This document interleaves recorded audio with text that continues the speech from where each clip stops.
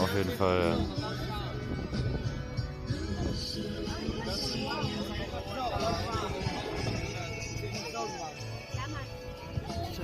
Man sieht gar nichts, man kann gar nicht runtergucken, es geht einfach nicht.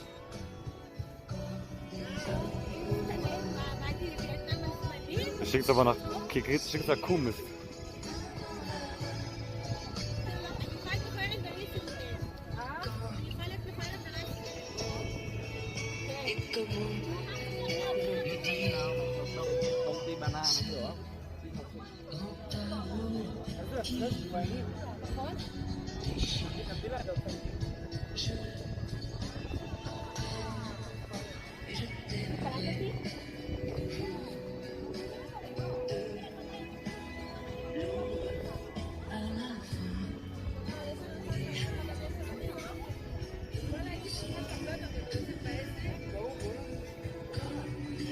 Krank.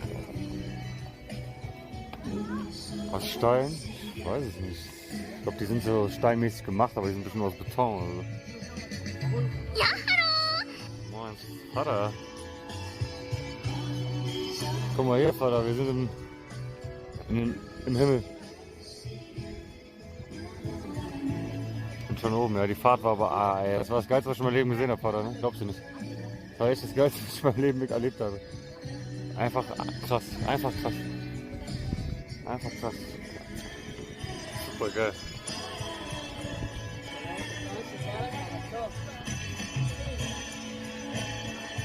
Ja, das habe ich mir gerade eben auch gefragt. Wir haben die ganzen Sachen nie hingekriegt.